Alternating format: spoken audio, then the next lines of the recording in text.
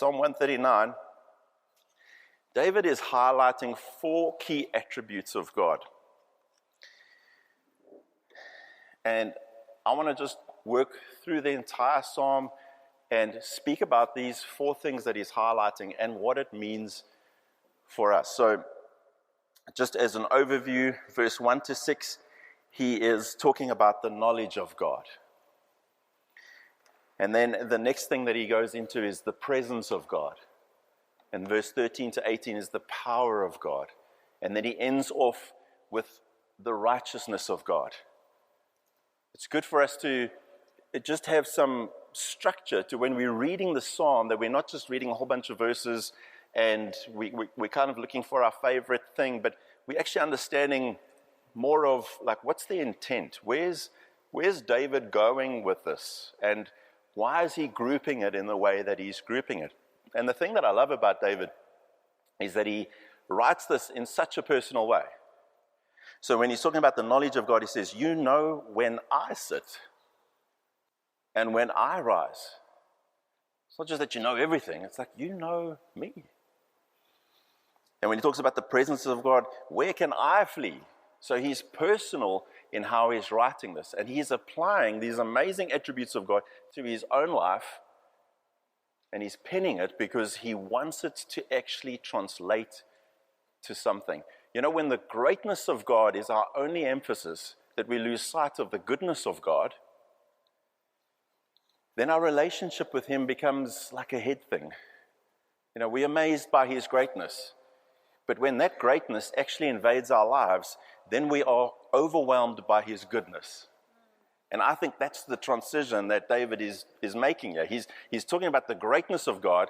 He's all-knowing, he's all-powerful, he's ever-present, he's righteous. But this is what it means for me. It's like he's the benefactor, I'm the beneficiary. And I live differently because of these things. So there's like a relational reality that he's speaking of, and that's why he says elsewhere in the Psalms, bless the Lord, O my soul, and forget not all his benefits. I'm the beneficiary of this amazing God. And so here's the one-line main theme that I want to get across this morning. As children of God, we get to live upon his knowledge, his presence, his power, and his righteousness.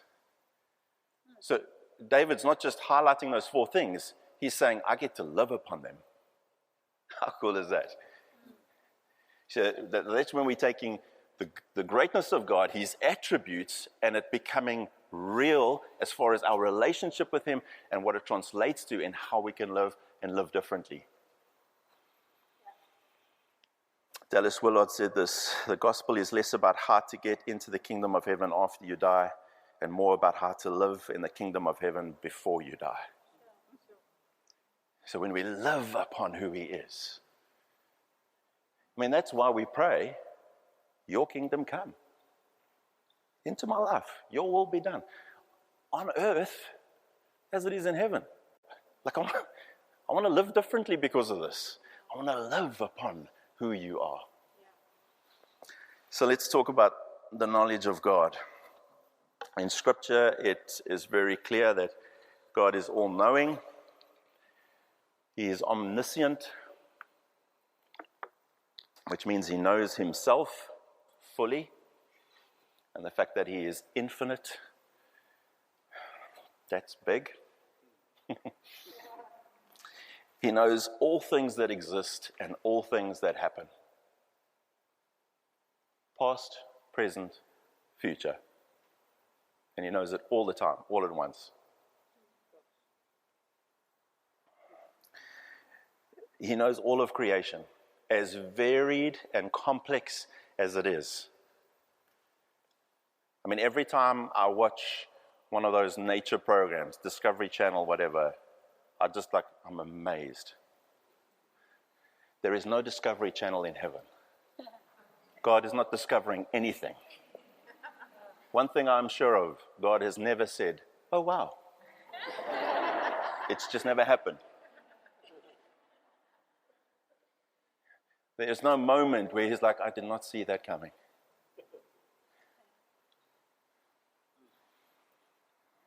He knows the thousands upon thousands of variations of creation that he could have made. Have you ever thought of that? When he created this world in the way that he did. But how many permutations could there have been? Instead of green grass, like furry, pink, something. I'm glad he chose green grass. But he knows all the variations that it could have been, and he knows what they would have meant, and the consequences of all of that. It's like infinite knowledge. But then David focuses on the knowledge of God and how he knows him personally. He says, "You have searched me, Lord, and you know me." Who knows you? Luther mentioned it last week around our marriage partner. I mean, that's probably the go-to place. You know, I've got 20 years. This lady knows me better than anyone. But she still doesn't know everything about me. You have searched me and you know me. You know me like no one else knows me. Then he says, you know when I sit and when I rise. So we're not taking that literally, okay? God's not in heaven saying, oh, he just stood up. Gabriel. Oh no, he just said again. That's not what this is saying. Hebrew language is one of extremes. So they'll refer to from Dan to Beersheba. You've ever read that in the Bible? Comes up often, right? It's just the northern point and the southern point of Israel. So when it says that, all it's saying is all of Israel. But they write in a way where they put these extremes in place. So when I sit and when I rise basically is everything I do. You know that. You perceive my thoughts from afar. You don't just know what I'm thinking. You know why I'm thinking it. You know what it's going to translate to. There's a perception of my thoughts that you don't just know that I'm thinking it. It's like there's so much more to it. You perceive it. You discern my going out and my lying down. You're not just aware of what I'm doing. You know, all of my actions, you know what's right, what's wrong. You don't know, you do know the consequences of all the things that I do. You are familiar with all my ways. All of those habits that we have. I had a thing that I started to notice here on my finger. It was like drying out. South Afrikaans word? Skurf. Yeah, hy was skurf. And I was like, it's just on this finger. It's like, yeah, there. What's going on here? You know, like the moment where you realize you don't need a doctor, but this is bugging you, and how do I treat it? I don't know, put some cream on, just kept like that. Shot onto net. We're not doctors. And then the one day I was sitting at my desk like this. And I felt like God say, your finger. Oh, right. I do that. So now I've learned I've got to stop doing that. Don't want the skurf. He knows. He knows my habits. I love that. Before a word is on my tongue, you, Lord, know it completely. All the words that I have, those that build up, those that break down, when I gossip, when I criticize, he knows. When I encourage, when I bless, he knows. The words that honor him, the words that dishonor him, he knows all those words. He not only knows the words, he knows it before it actually comes out. This is such a great psalm. So you know everything about me, my thoughts, my words, my behavior, the things I do. And if we have to be honest, there's more bad than good there. And yet, it then says, you hem me in behind and before. And you lay your hand upon me.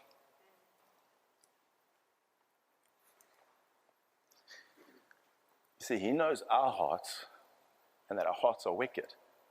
But he knows his own heart, and his heart is merciful and loving.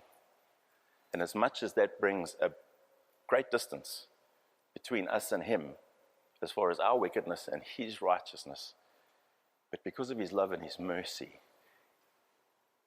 he gets rid of that divide. And despite us, he loves us. Despite what he knows. I mean, that's why David says, such knowledge is too wonderful for me, too lofty for me to attain. You see, like we got to find the truth of Scripture in such a way that we can say with David, such knowledge overwhelms me.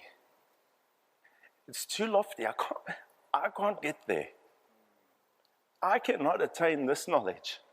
The fact that you know me the way that you do, and you know yourself the way that you do, and that you hem me in, that you lay your hand upon me, it's too wonderful. I mean, to be fully known and fully loved. There's a great quote of Tim Keller's, and he's actually talking about marriage and the covenantal relationship between a husband and a wife. But he says this: when over the years someone has seen you at your worst and knows you with all your strengths and flaws, yet commits him or herself to you wholly, it is a consummate experience. To be loved but not known is comforting but superficial. To be known and not loved is our greatest fear. But to be fully known and truly loved is, well, a lot like being loved by God.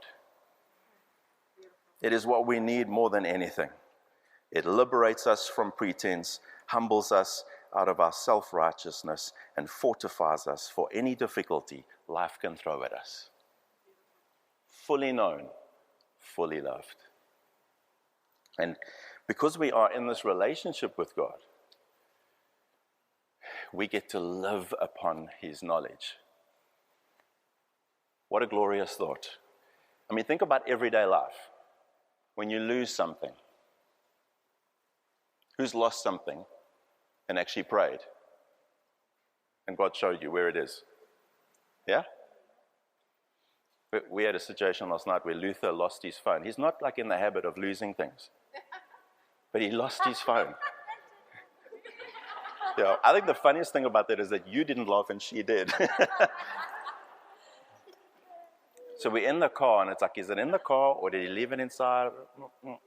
And we're all going like, oh, where is it? Phoning, do we like hear the ring? And I mean, I'm prepping this, and I didn't even think to ask. It's like God knew where it was. You see how quickly we just, like in our everyday lives, we could actually have access to so much more because he knows. What about the promptings of God? When he prompts us to do something, it's because he knows there's a need. There's something there. So we don't know that. So there was a couple that moved in, and I felt it would be good just to get them some groceries, and they just moved in the afternoon, and so probably they haven't really had a chance to make supper, so we'll get them supper as well. But as I'm thinking these thoughts, I'm realizing this is not me. I'm not thinking these thoughts. He's highlighting certain things because he knows. And as a community, like we're going to help one another. So I walk into the spa, and I'm like, supper. What about we get them some sushi? And why did I have that thought? Because he knows. But you know what? I didn't even trust the thought. I send the message. You guys eat sushi? Oh, we love sushi. I was like, yeah, I should have known. He knows. Now I'm going through the aisles. It's like, what do I buy? I don't know. I don't know what they have. I don't know what they need. And I realize he knows. You see how you get to live upon the knowledge of God? It was the funnest trolley dash I've ever done. Because I'm going, like, that one? No. Yes. I don't know if I got it right, but that's not the point. Like, I get to live upon his knowledge. I love that. We get to live upon the knowledge of God. Times of uncertainty or confusion. You know, Ezekiel, he was asked the question, can these bones live? His response, Sovereign Lord, you alone know. You know, so my dear wife had interactions with someone this week that is very dear to her, but she's not saved. And she's wrestling with this thing. Can these bones live? And it weighs down. But at some point, we've got to come into the knowledge of God's knowledge to say, Sovereign Lord, you alone know. Because when we shift that, then the responsibility is not ours. We have a responsibility to love. We have a responsibility to proclaim his truth. But we don't have a responsibility to make the bones live. That's his. We live upon that knowledge. We get to live in the calling of God. In Hebrews it says that we should imitate those who through faith and patience inherit what has been promised. Faith and patience are our two favorite words. I think we like faith more than patience. But faith is knowing that God knows what is best. Patience is knowing that God knows when is best. We need to live upon that knowledge. No, Lord, now, not happening. I'm going to live upon your knowledge because you know. So we get to live upon the knowledge of God. The presence of God, there also scripture makes it quite plain that he is ever present, omnipresent. Where can I go from your spirit? Where can I flee from your presence? If I go up to the heavens, you are there. If I make my bed in the depths, you are there. Some of the other translations speak of Sheol or hell. Oh, hold on a second, hell. God's not meant to be there. He's everywhere.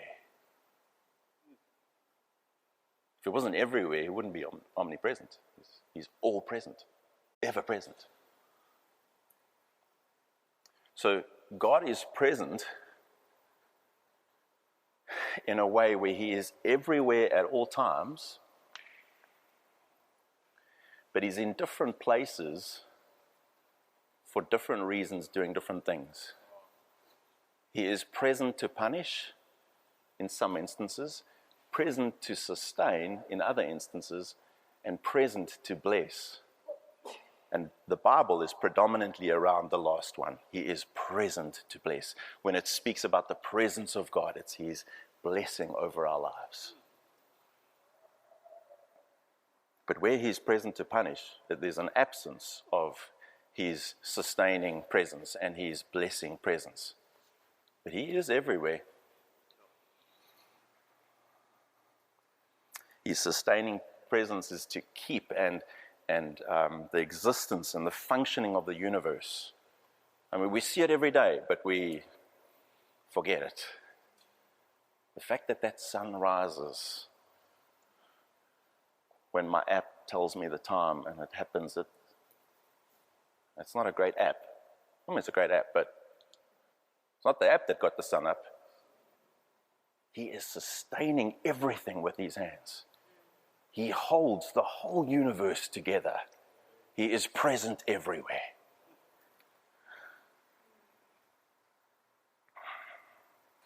If I rise on the wings of the dawn, if I settle on the far side of the sea, there's the extremes again. But yeah, David is giving one image, but giving us two truths. The one is from east to west means that you are present everywhere. The rising of the dawn, the other side of the sea. So he's kind of saying it doesn't matter where you go, he's everywhere. But not only that, from sunrise to sunset means he's present all the time. He's present everywhere and he's present all the time. Even there, your hand will guide me. Your right hand will hold me fast. God's presence has a profound impact on our lives in that it keeps us and leads us. If I say, surely the darkness will hide me and the light become night around me, even the darkness will not be dark to you. The night will shine like the day, for darkness is as light to you. So here we can think about darkness literally. And who's not a fan of the dark? Oh, come on. It's got to be more. I mean, when the lights go out, load shedding, and you're not prepared for it, you can't tell me that the feeling that you're having inside is like, I love this.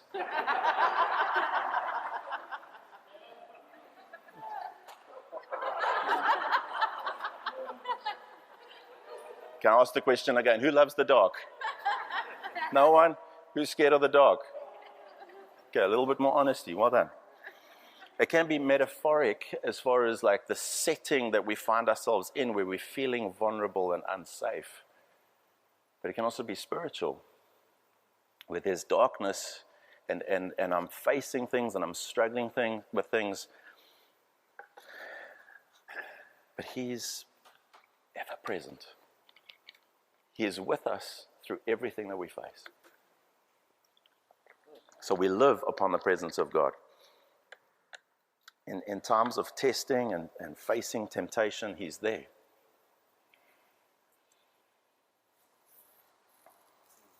You know that space that you find where you think you've removed yourself from the public domain and no one sees? Got news for you. Someone sees. And He doesn't just see from His vantage point. He's right there because He's everywhere. It kind of puts a different spin on, like with the consciousness of that, what I do starts to carry a little bit more weight. But He's not only there as far as His presence to observe and to know, but His presence is there to help us, to know that He's there.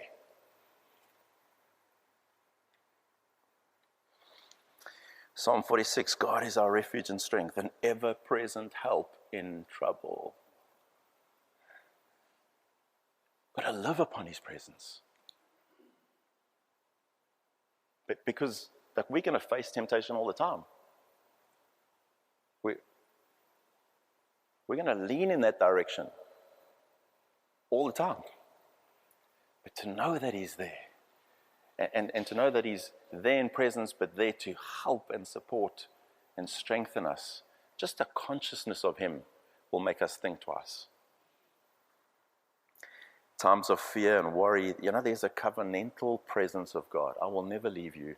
I will never forsake you.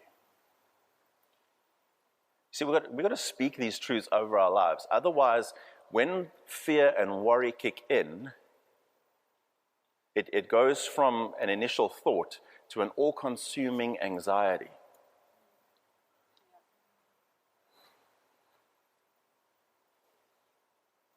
Anxiety. I will never leave you. I will never forsake you. We get to hear that promise over and over again. He's right here with us. Yep. He is with us now. Yep. He is in all of creation. He isn't creation. Let's not get pantheistic on us. Like he's not the tree. He is in creation, but He's distinct from creation. Just like if you take a sponge, right, and you fill it with water, it's full of water, but the water is distinct from the sponge. Does that make sense? He's distinct from, but He's in, and He's here. He's with us. He's everywhere. He's ever present. There's also a commissioning presence that He has. So when He said to His disciples, go, He said, lo, I am with you always, till the very end of the age. So how we live our lives and how we fulfill something of the calling of God over our lives, He is with us through all of that. He is our present help Sometimes we feel his presence, and then sometimes we don't.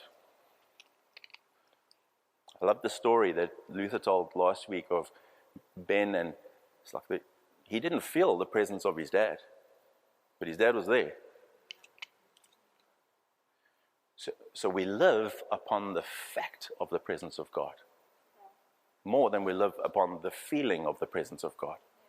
It's something that we need to know, and when we know it, we allow it to change our heart posture. So we live on his knowledge, we live on his presence. The power of God. There's no greater display of God's power than his creation. That he created everything, and as far as redemption is concerned, there will be a resurrection of all of his creation. That's his display of power. And David doesn't go all cosmic on us. He doesn't talk about the stars and the galaxies, which would probably be the place that I would go to. Like, oh, power of God, bigness of, because when you kind of get some of those stats, it's like, but he goes to the creation of man. You created me. Why does he do that? Because we're the crown of his creation. The display of his power in how he created us. You just need to go through that process from conception to like through the pregnancy and birth. And it says, for you created my inmost being, you knit me together in my mother's womb. I praise you because I'm fearfully and wonderfully made. Your works are wonderful, I know that full well. My frame was not hidden from you when I was made in the secret place, when I was woven together in the depths of the earth. Your eyes saw my unformed body. All the days ordained for me were written in your book before one of them came to be. I am so gripped by the sanctity of life when I read these verses. And I feel like there's a divine agitation as we see more and more of this moral relativism that is creeping in. I mean, it's beyond creeping in. It's here. You find your truth. You choose what's right for you. And we're dealing with the difficulties of abortion and gender identity issues and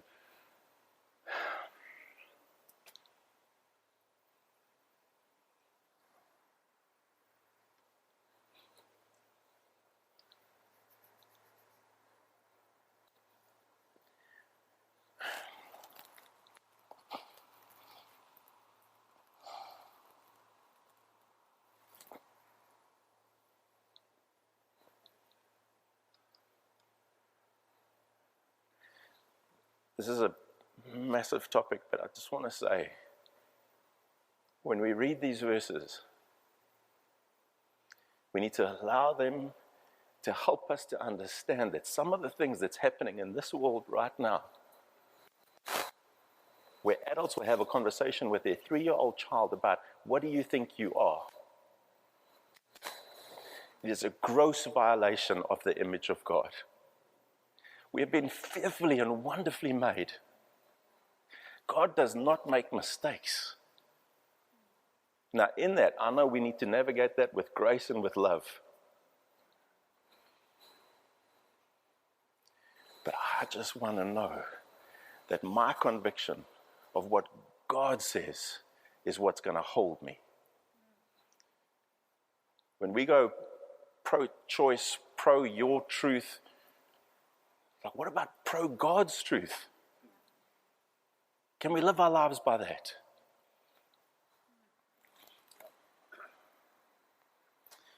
You're a soul with a body, not a body with a soul. So we need to get that order right.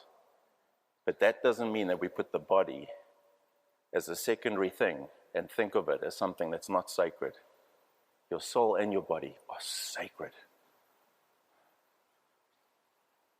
I mean, we can start entering into a whole bunch of conversations around what does this mean about what I do with my body? What does this mean about what I do towards others and what people can do towards other people's bodies? They're sacred. Sacred. There's the sanctity of life. But you've been made by God. He has powerfully and intentionally made you in the way that he made you.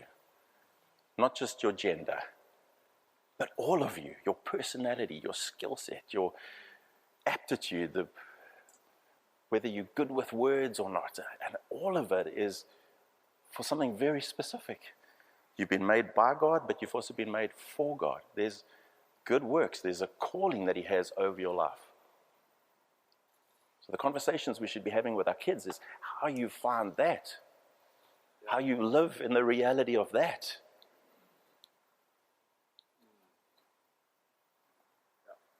And you've been made to need God, which means the aim is not to find self-sufficiency.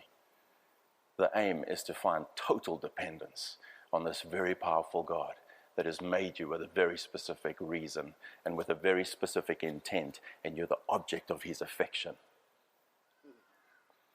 Live upon his power. The righteousness of God. If only you, God, would slay the wicked. Away from me, you who are bloodthirsty. They speak of you with evil intent. Your adversaries misuse your name. Do I not hate those who hate you, Lord, and abhor those who are in rebellion against you? I have nothing but hatred for them. I count them my enemies. This is hard to read. Because basically what it's saying is, bring your judgment, God. It's quite a prayer. But we need to understand that these Psalms were written by Hebrews and Jews. And so how we think about the judgment of God, I think it's good that we think of a earthly court of justice, because that helps us to understand what's going down. But we, in kind of like the Western way of thinking, and I think many Christians, we read these Psalms and we think criminal case. So I'm in the dock and I've wronged God. The last thing I'm asking for is judgment. Right? But we mustn't think about this as a criminal case. This is a civil case where I'm the plaintiff and I've been wronged. And I'm saying, God, like, my enemies are your enemies. And what I'm asking you to do when I'm calling for your judgment, just like the book of Judges, actually, that is a word that means champion. So God raised up champions to set things right. And I'm calling on you, God, to set things right. Avenge me, Lord. That's the stuff that we read in the book of Psalms. So when you read about the judgment of God, don't go all like, oh, I don't know what's going on here. I wouldn't be asking for that. You've got to find yourself in the right court case. So we are no longer in the dock as far as our salvation is concerned. Yes, we've wronged God, but Jesus stepped in. He stood in the dock on our behalf. He took all the sin upon himself. He took the punishment for that so that I can be free. I'm not in that court. I get to live now in a way where I'm trusting God in all the things that I'm facing and all the things that I'm seeing and all the wrong in this world, and I'm trusting for him to set things right. But even this prayer is something that we must realize. David is a picture of Jesus. So he had his own life, but there's a lot about him and how he words things that's reflecting Jesus. And I think we should read this as Jesus' prayers for us, so we get to live upon his prayers. Because we want to love our enemies, right? Yep. We allow Jesus to be the judge. He's our champion. He sets things right. And whether it happens in our timing or later on or only in heaven one day, justice will be served. And that's not ground that we have the privilege of walking on. But we allow Jesus. You see, the fact that we're not in the dock anymore, our past redemption has been settled. That means we get to live upon the righteousness of Christ. Our sins have been taken his righteousness is being given to us. But we get to live ongoingly on the righteousness of God, because he sets things right and he will set all things right. We live upon his righteousness. So, the last verse is, search me, God, and know my heart. Test me and know my anxious thoughts. See if there is any offensive way in me, and lead me in the way everlasting. When we live upon the knowledge of God, when we live upon the presence of God, when we live upon the power of God, and when we live upon his righteousness, we get to experience the heavenly living that we will live while we are still on this earth. And my charge to you, my call, as we dive into this and we continue to read it and meditate on it, is that we live upon him. We live upon God, because he is our strength. He is everything that we need. We don't need anything else. You know, you take these truths, all of a sudden counseling is less of an issue. Like, we just live upon. And as we live upon, we get to see the glory of what it is to be a child of God. Yeah. Not half-baked, always kind of feeling like I'm on the receiving end of a bad deal, but victorious, strong in God. That allows seasons of weakness and vulnerability. Don't hear what I'm not saying. But over the course of our lives, that we grow in our ability to live upon him, and it changes who we are.